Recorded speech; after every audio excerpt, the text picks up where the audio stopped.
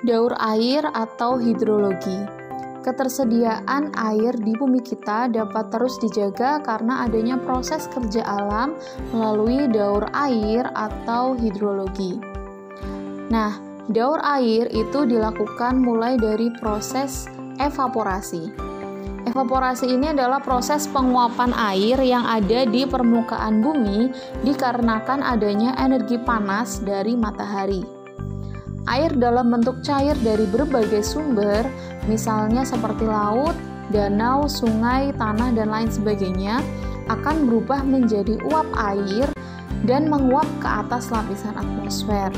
Semakin besar panasnya matahari yang sampai di permukaan bumi, maka laju evaporasi juga akan semakin besar. Selain berasal dari sumber air secara langsung, penguapan pada daur air di permukaan bumi juga dapat terjadi pada tumbuh-tumbuhan. Ya, penguapan seperti ini disebut sebagai transpirasi. Tidak hanya tumbuhan saja, hewan ataupun manusia pun juga ikut berperan melalui proses respirasi.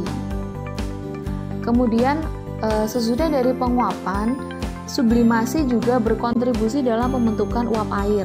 Ya, sublimasi ini adalah proses pada saat es berubah menjadi uap air tanpa fase cair. Sumber utama air dari proses sublimasi adalah lapisan es yang ada di kutub utara, kutub selatan, dan es-es di pegunungan. Nah, dalam daur air, sublimasi merupakan proses yang lebih lambat dari penguapan. Kemudian selanjutnya, pada saat air menguap menjadi uap air, maka akan naik ke lapisan atas atmosfer. Di ketinggian tertentu, uap air ini nantinya akan berubah menjadi partikel es yang berukuran sangat kecil dikarenakan pengaruh suhu udara yang sangat rendah ya. Proses inilah disebut sebagai kondensasi. Ya, jadi nantinya partikel-partikel es tadi akan sama-sama mendekati satu sama lain, kemudian bersatu, selanjutnya membentuk awan dan kabut. Ya.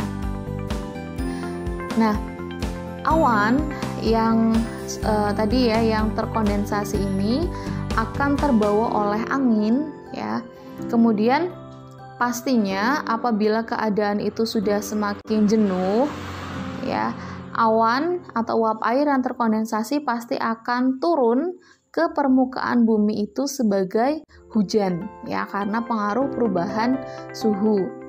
Proses turunnya air ini disebut sebagai presipitasi, ya. Apabila suhu sangat rendah di bawah 0 derajat Celcius, maka setetes air yang jatuh itu nantinya menjadi salju atau hujan es ya. Nah, untuk air yang jatuh ya, yang jatuh ke permukaan bumi nantinya akan melewati dua proses.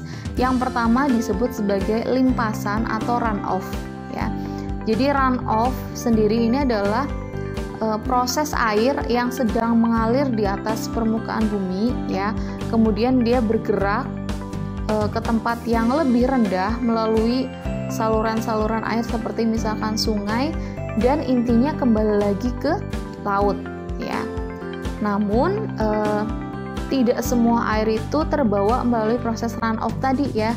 Ada juga yang bergerak jauh ke dasar tanah ya. Proses ini disebut sebagai infiltrasi ya.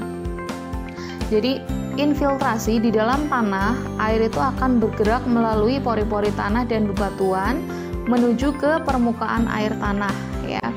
Jadi air dapat bergerak secara vertikal ataupun secara horizontal yang nantinya air di tanah tersebut akan masuk kembali ke sistem air permukaan ya, menuju lagi ke laut. Jadi proses ini akan berlanjut terus-menerus ya, sehingga ketersediaan air di bumi kita dapat terus terjaga.